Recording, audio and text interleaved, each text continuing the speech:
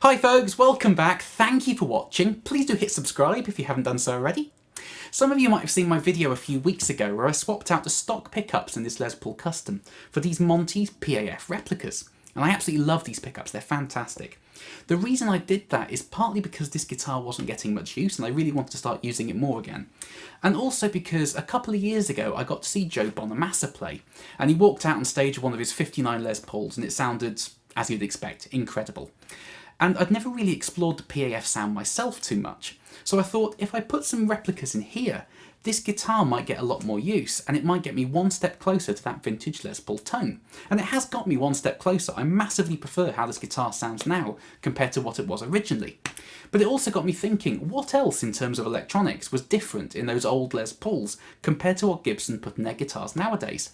And it turns out pretty much everything. The wiring schematic they used back in the 50s was totally different to what is in this guitar now. And the pots and capacitors were very different too. So today I've decided to take modelling this guitar one step further, and I'm going to completely restore it to the old 50s wiring schematic, as well as upgrading the pots and the caps too. So in terms of potentiometers, I actually really like these Gibson ones, and I'm probably going to put them in one of my other guitars as a bit of an upgrade. But I've decided to go with the CTS 550K pots, which are custom made for Bare Knuckle Pickups down in the south of England. And the reason I've gone with these ones is because there's been a lot of comparisons done over the years with the old Centralabs pots that are in the 50s Les Pauls and what you can buy nowadays. And in most of those comparisons, these ones come out on top because they sound great and their taper is so close to those old Centralabs. So I'm going to put 4 of those in here. And in terms of capacitors, if you're after the 59 Les Paul sound, the ones you really want are the old Sprague Bumblebees. But the problem with these is, firstly, they're very expensive to get second hand, and also Gibson fairly quickly went from using the Sprague paper in oil Bumblebees to Mylar film Bumblebees, so you're never exactly sure which one you're getting. Plus, there's a lot of fakes out on the market, and people just take normal capacitors and paint them to look like bumblebees. So unless you're buying from a very reputable source, it's a little bit dodgy getting them second hand. So the 2 options I had were firstly to use the reproduction bumblebees that a company in the States make, and they use the old machinery that Sprague used back in the 30s, so they are incredibly accurate reproductions down to the nth degree, but they are quite expensive.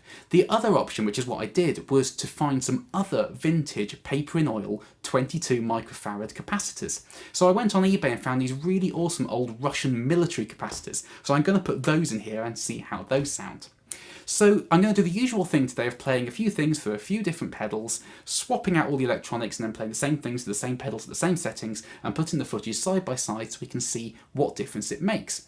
Now I'm not going to bother with modulation pedals today or really heavy gain pedals, although I might put a fuzz in at the end, because I think if this makes any difference to the sound of this guitar, and I genuinely don't know if it will or not, the differences are going to be subtle, and the more gain you put on, the more it hides the nuances of the guitar. So I'm just going to focus on clean sounds, boosts, light gain overdrive, and then some sort of slightly heavier gain to test the cleanup of the pots. So I'm going to do that now, and then we can see what difference the 50s wiring has to an old Les Paul.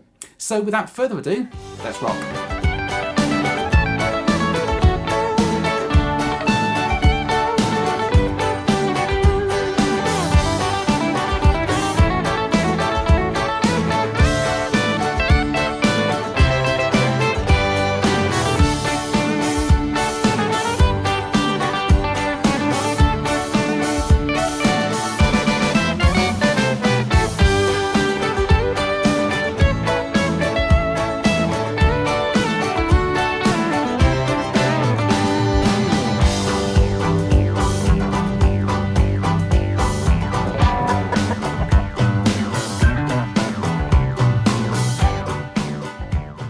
Sorry, me again.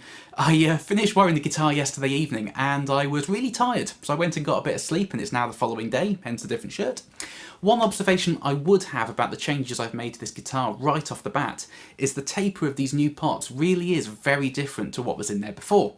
And yesterday when I shot the first half of the demo, I was riding the volume a lot so we could see how this guitar was cleaning up. So we will notice a big difference in that today. And for example, at the end of the demo, I am running this guitar through the Analog Man Sunface. And And yesterday I turned the volume down to 1 to get that really clean spanky Hendrix thing going on. Turning the guitar down to 1 now is so quiet it's basically inaudible. So today in the second half I'm going to put the pots exactly where they were so you could see the difference, and then I'm going to try and match the volume a bit to a point where you can hear it. So I will make it very, very obvious on screen when I'm doing that. So that's just a little heads up that that is a very substantial change. So here's the footage.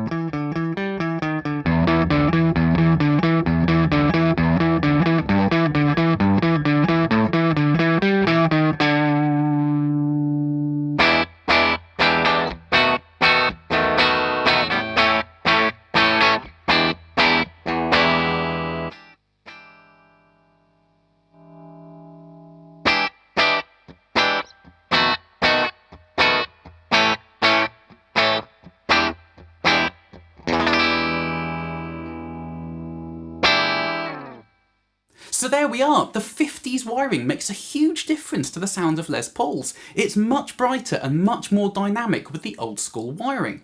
Now, I always thought this guitar sounded great with the PAFs in, and it did, but listening back to the recordings, the modern wiring sounds like there's a cloth over the amplifiers. It sounds really dark and muffled.